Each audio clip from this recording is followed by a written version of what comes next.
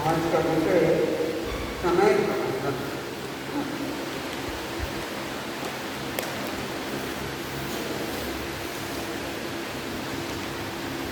नमस्कार।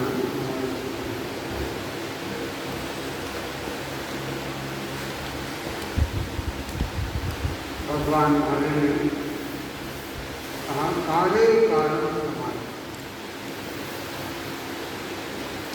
जो काम किस समय में करना है उस समय वो काम करना।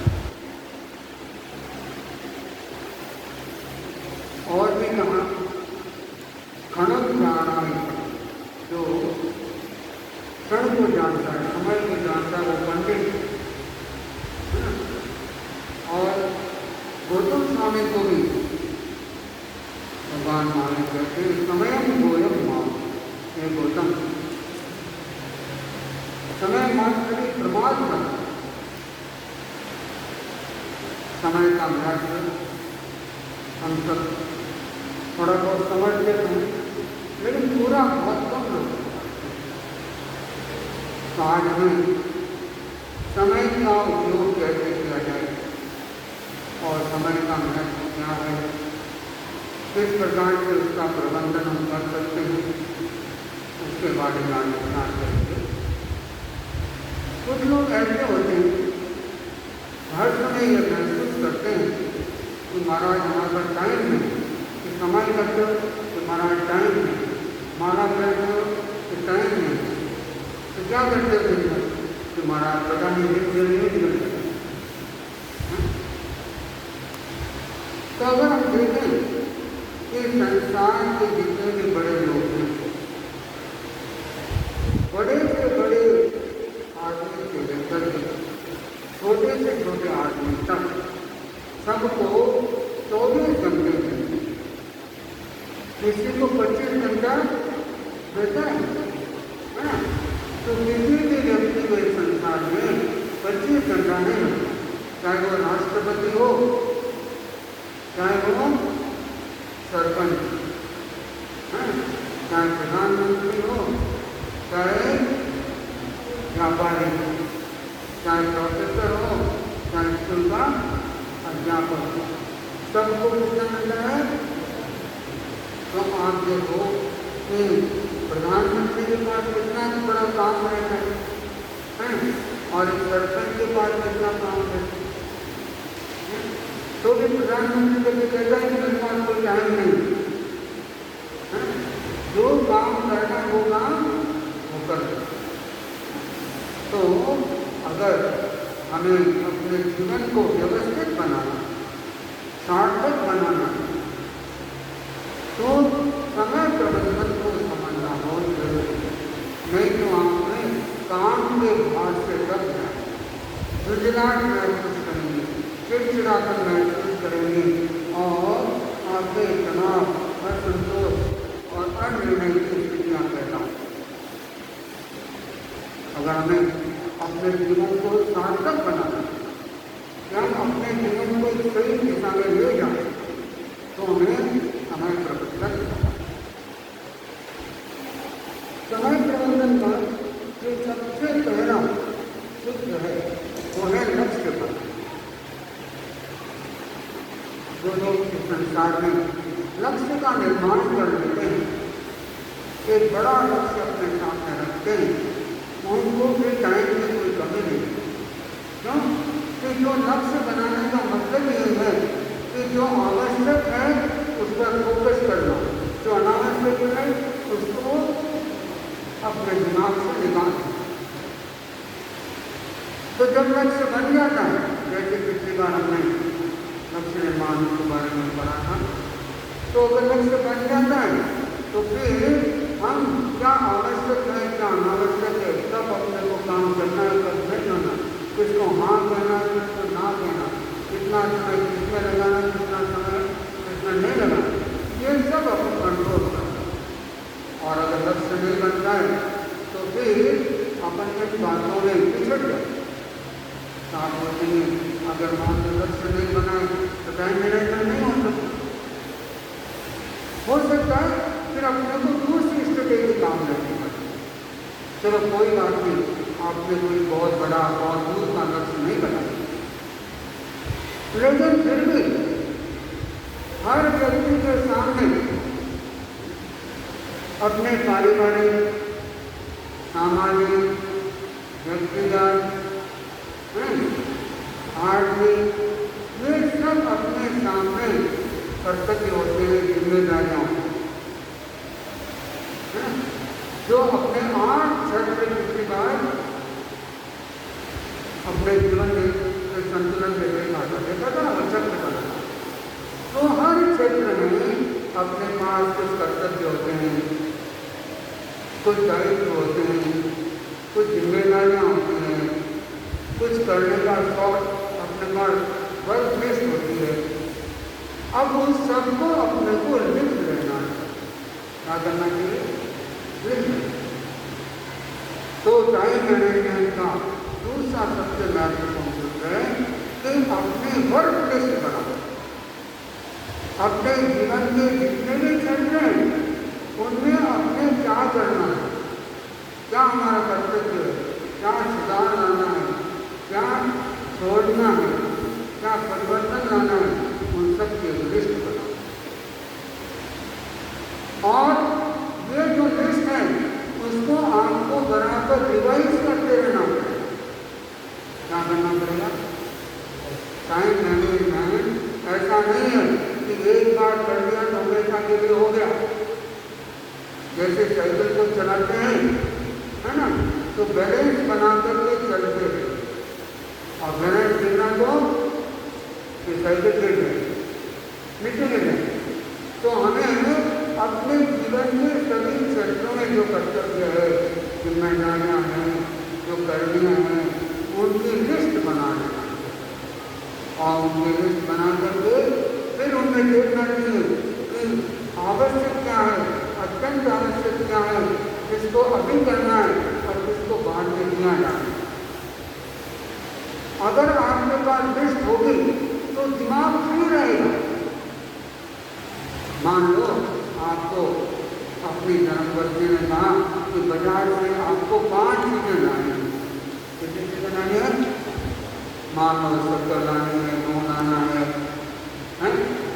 और तेल लाना है, और सब्जी लाना है, और घी का डब्बा वाला। तो मान लो आपने लिखा नहीं, तो गाड़ी चला रहे तो दिमाग घूमेगा, आटा लाना है, सब्जी लाना है, तेल लाना है, घी लाना है, आटा लाना है, जाएगा हमारा दिमाग उस तरफ नहीं जाएगा। और अगर आपने पृथ्वी पर लिख दिया और जेब में डाल दिया तो फिर निश्चिंत है, फिर दिमाग उधर लगाने की जरूरत नहीं है। तो हम नहीं लिखते या उसको वर्कआउट नहीं करते हैं, नोट नहीं करते हैं, सुबह से शाम तक हमको क्या करना है, तो फिर दिमाग में वो चीज़ें सब बार बार अपने पर दबाना, और दिमाग को ये सोचने के लिए, करने के लिए समय नहीं मिलता है कि कब कहाँ कैसे क्या करना है। वो बीच बीच में बार बार उसी चीज़ को याद कराता है। तो पहला आप लक्ष्य बनाना, लक्ष्य नहीं भी बनाना तो कोई बात नहीं, आज के दिन अगले हफ्ते तक आप अपना एक लिस्ट बनाते हो, रोज लिस्ट बनाना तो मुझे दिन भर आज क्या करना है, सुबह उठते और रात को सोते समय फिर आपको चेक करना है तो उसमें भी मैंने क्या क्या कर लिया, उसका बाकी ये होमवर्क करके देखो अगले रविवार तक। तो जो तालिका आपने बनाई है ना, क्या हमें क्या क्या करना है दिन में, अब उसको टाइम अलॉटमेंट करना है कि उसको कब करना, कैसे करना है, तो फिर आप उसको चेक कर सकते। तीसरा सूत्र है समय का विश्लेषण करना। क्या करना? समय का विश्लेषण करना कि भाई सुबह से शाम तक मेरा समय कैसा बीता। सुबह से शाम तक मेरा समय किन किन कामों में बीता। मान लो सुबह उठे आपने क्या किया कि दिन में तक काम से निवेश हो गए तो क्या किया है? तो आप देखेंगे कि हमारा 90% जो काम है वो रोजमर्रा के काम में दिखता है। आज आपने नया क्या किया? 10% काम ही हम कुछ नया कर पाते हैं, बाकी 90% काम हम वही काम। और उनमें से भी देखें आपने आवश्यक कितना काम किया और अनावश्यक कितना काम किया। कौन सी चीज़ ऐसी थी जो नहीं करते तो भी चल सकती? जैसे मान लो किसी दोस्त को फोन किया, आधा घंटा बातें करते रहे, फिर सोचो कि आधा घंटा जरूरी था अपने उसमें लगाना है। मान लो टीवी ऑन कर दिया, टीवी के सामने बैठे और 1 घंटा दे दिया। देखो आज अपने को इतना समय लगाना जरूरी होता है। तो ये टाइम आपको एनालाइज करना कि भाई आवश्यक कामों में कितना मिलता है और अनावश्यक कामों में समय कितना जाता है, ये आप अपना निश्चित करना। तो एक तो समय की टाइम काम की सूची बनाना है और एनालिसिस करना। एनालिसिस कब होगा कि जब रात को सोते समय आप देखेंगे कि मैंने दिन भर क्या किया। अभी पूछा ना प्रश्न कि भाई 1 घंटा पीछे क्यों जाना। तो जैसे मान लो मैं 11 बजे तक देख रहा हूँ तो मुझे याद आएगा कि मैंने ये काम है ना। फिर मान लो 10 बजे तक ये किया, 4 से 9 तक 5, तो मुझे पता चलेगा कि दिन भर मैंने क्या क्या किया और क्या क्या छूट गया और क्या आवश्यक था लेकिन कर नहीं पाया, क्या अनावश्यक था वो मैं करता चला। तो ये विश्लेषण जब हम रात को सोते समय करते हैं तो हम अपने प्रति जागरूक हो जाते हैं, अलर्ट हो जाते हैं कि भाई देखो अपना समय किसने कितना जाए और अगले दिन के लिए सुबह उठो तो फिर देखो कि आज दिन पर मुझे क्या और मुझे आज जागरूक रहना है। जो आवश्यक काम है उसमें ज़्यादा समय लगाना है, जो अनावश्यक है जरूरी नहीं है उसको कम करना है ना। फिर एक सबसे बड़ा टाइम मैनेजमेंट का जो गोल्डन रूल वो यह है कि दूसरों की अच्छाइयों को पहचानना, दूसरों की क्षमता को पहचानना और उनको जिम्मेदारी देना। आप जितेंद्र जी बैठे हैं और लोक परिषद के अध्यक्ष और वो सोचे सभी काम मुझे ही करना है तो फिर तो कार्यशाला हो ही नहीं है ना। तो क्या किया, बांट दिया कि आप अमुक काम कर लो, आप अमुक काम कर लो, आप अमुक काम कर लो, आप अमुक काम कर लो। तो सबको काम बांट दिया और अपने को कोऑर्डिनेट कर लिया। क्या करना है कि सही समय पर हम सब काम इतना करना। तो हर क्षेत्र में चाहे बिजनेस के क्षेत्र में हो, चाहे धर्म के क्षेत्र में हो, जितने संसार में बड़े लोग हैं उनकी सबसे बड़ी विशेषता ये होती है कि पॉजिटिव थिंकिंग, सी पॉजिटिव, से पॉजिटिव, डू पॉजिटिव, है ना। पॉजिटिव देख दूसरा विज्ञान का अच्छाइयाँ और उनकी अच्छाइयों को उनको बताओ जो तुम्हारे लिए चाहिए तुम कर सकते हो और ये छोटा सा काम तुम करके देखो और डरो मत, है ना। तुम्हारी मेरी जिम्मेवारी, रात होगी तो मेरी जिम्मेवारी, है ना, तुम चिंता मत। तो उसको गाइड भी करना और उससे निगरानी भी रखना है। तो अगर हम इस संसार में हम दूसरों का सहयोग दे सकें, उनको काम सौंप सकें, उनसे काम हम करवा सकें और काम का पूरा जो दायित्व है, जिम्मेदारी है, क्या कहना चाहिए, उसका जो पुरस्कार है वो उनको ही दे सकें। तो इस संसार में काम और समय इन दोनों की कमी आपको नहीं है। तो हम देखते हैं कि जितने बड़े व्यक्ति संसार में हैं वो दूसरों से काम लेना जानते हैं, क्या जानते हैं। तो उनके पास वो है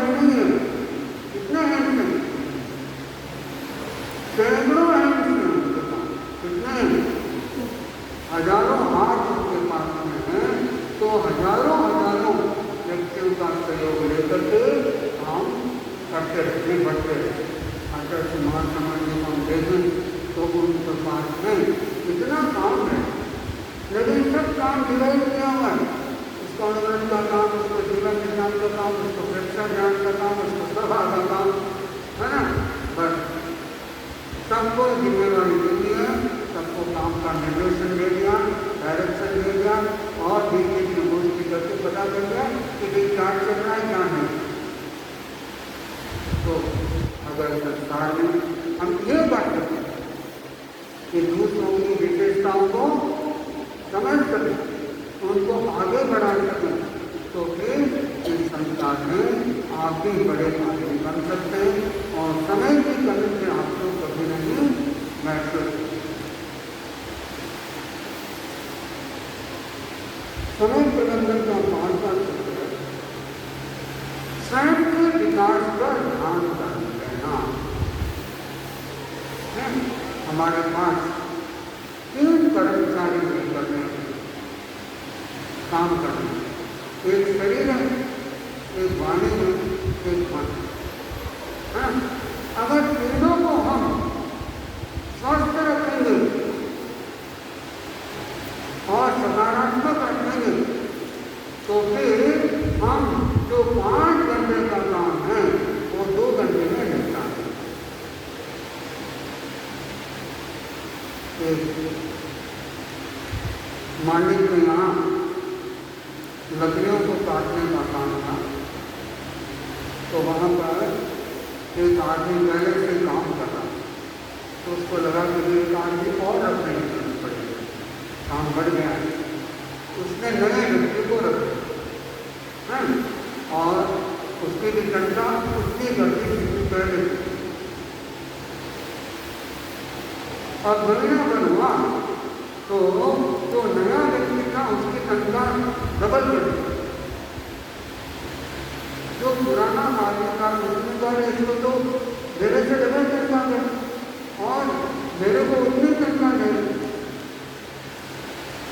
तो मालिक को कहा किया कि मालिक आप तो मेरे साथ अन्याय कर रहे हैं। तो बोला कि तुम दिन भर में कितने पेड़ काटते हो? कि 5 पेड़ काटता हूँ। तो वो कितना काटता है वो तो मेरे पता नहीं, कल पता करके आना है, पता कर। तो वो गया उसके पास, तो भाई तुम दिन भर में कितने पेड़ काटते? किसान को गिनती कर देना, ये बड़े मेरे करते। ठीक है, वो शाम पाया तो उसने देखा तो उसने तो 15 पेड़ काटे, कितने काटे? और मैं तो 5 ही काटता था। तो उसने पूछा कि तुम इतने पेड़ कैसे काटते? तुम देख लेना करेंगे कैसे काटते हैं।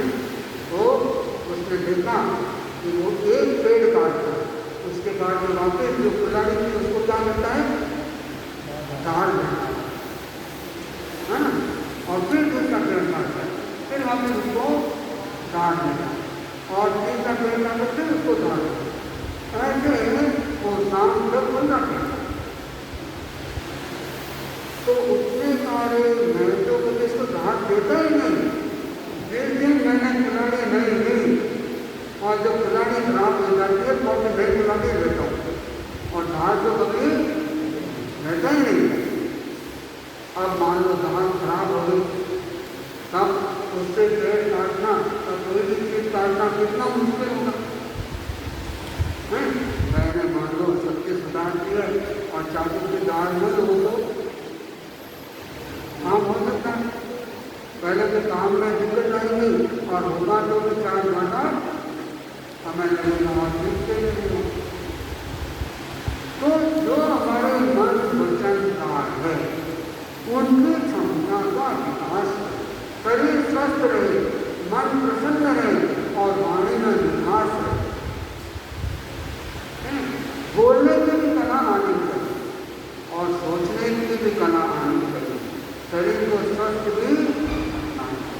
अगर हम ये तीनों हमारे जो कार्यकर्ता हैं जिनके द्वारा हम सब कामों को निपटाते हैं, अगर उनके लिए हम भार नहीं देते, उनको तेज नहीं करते, उनको फिक्स नहीं करते, तो जो काम 2 घंटा का है वो 8 घंटे में भी पूरा है। कभी कभी किसी इम्पोर्टेंट विषय पर निर्णय लेना होता है और वर्षों के वर्ष टीचर निर्णय नहीं लेगा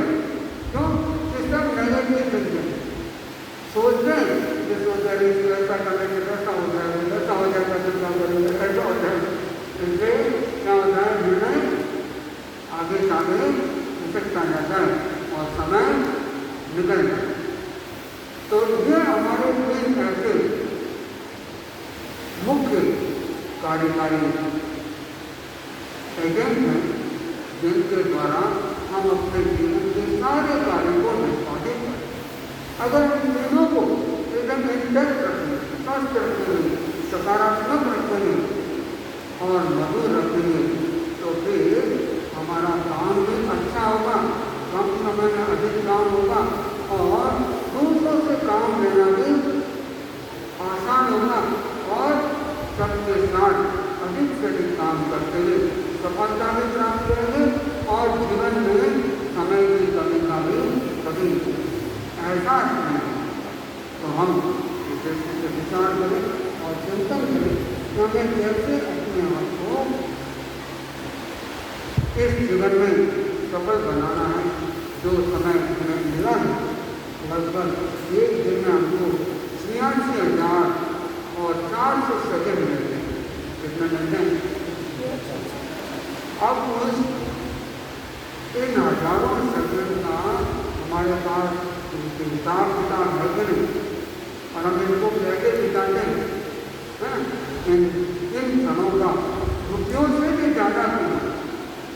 आप रुपया तो मान लो बैंक से उधार के ना और कोई कहे 1 घंटा उधार लेकर के आ जाओ, बाजार में कहीं मिलता हो, मिलता मिलता जो समय बीत गया वो खत्म हो, अब उसको वापस नहीं लगाया जा सकता है। तो अगर हम अतीत को याद करके दुखी होते रहेंगे और केवल भविष्य की चिंता करते रहेंगे तो वर्तमान को खो देंगे। तो अतीत पर हम ज़्यादा सोचे नहीं, अतीत से केवल सीख लें कि हमें क्या आगे करना चाहिए, क्या छोड़ना चाहिए। जो छोड़ना है उसको छोड़, जो करना है उस पर कॉन्सेंट्रेट करो और वर्तमान को अवसर के रूप में देखते हुए हमें जो करना है उस पर कॉन्सेंट्रेट करेंगे और उसको प्राथमिकताओं को भी निर्धारित करेंगे कि पहले कौन सा काम करना है और बाद में कौन सा काम करना है। तो हम अपने जीवन में इन 5 सूत्रों के आधार पर सबसे पहले लक्ष्य बनाएं, लक्ष्य के अनुसार समय का विभाजन कर लें और जो भी आज के दैनिक कार्यक्रम हैं उनकी सूची बनाएं, उनकी भी प्राथमिकताओं को निर्धारित कर लें, इम्पोर्टेंस को निर्धारित कर लें और उसके बाद में जहाँ टाइम वेस्टेज होता है उनको पर ध्यान दें कि भी अपना फोन कॉल में अनावश्यक टाइम जाता है, व्हाट्सएप देखने में अनावश्यक टाइम निकल जाता है, टीवी देखने में अनावश्यक टाइम, उसको हम कैसे कम कर सकते हैं उस पर आप ध्यान दोगे तो आपके पास एक समय की कमी मिलेगी।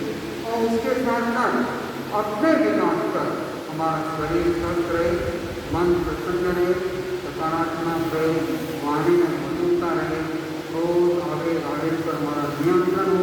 अगर इस दृष्टि से हम निरंतर अपने विकास पर अपना समय लगाते रहते, इसलिए कहा गया कि 58 बड़े काम के 2 बड़े 58 बड़े काम के और 2 बड़े हाथ और 58 बड़े काम के 2 बड़े धान के और 58 बड़े घर की 2 बड़े घर के, है ना।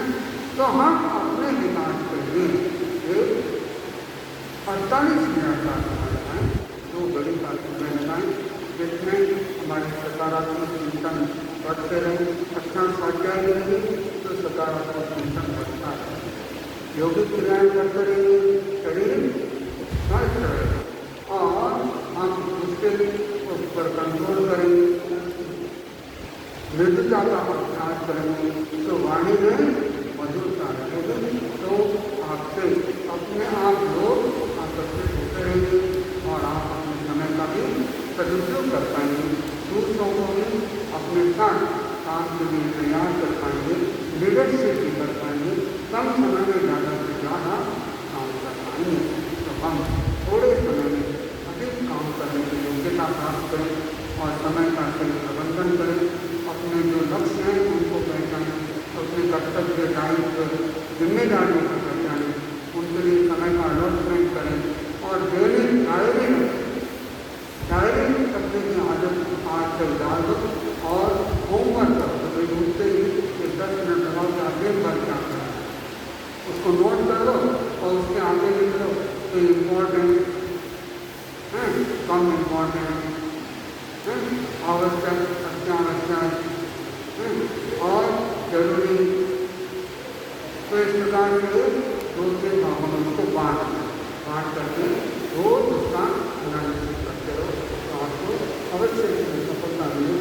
व्यक्तित्व विकास कार्यशाला में जो आप सुन रहे हैं, जो आप पढ़ रहे हैं, जो समझ रहे हैं, उसको प्रैक्टिकल करने का प्रयास करो। जो 7 दिन आपको मिल रहे हैं उसमें आप थोड़ा प्रैक्टिस करो और उसके साथ जो किताब दी हुई उसको भी आप पढ़ते रहें और उससे अपने दैनिक जीवन का अभ्यास करते रहें। तो आपको जितना आप अभ्यास करेंगे और जितनी आपकी पकड़ इस पर बढ़ेगी उतने ही आप व्यक्तित्व विकास के सूत्रों को जीवन के साथ जोड़ सकेंगे और अपने व्यक्तित्व विकास में खूब लाभ उठा सकेंगे।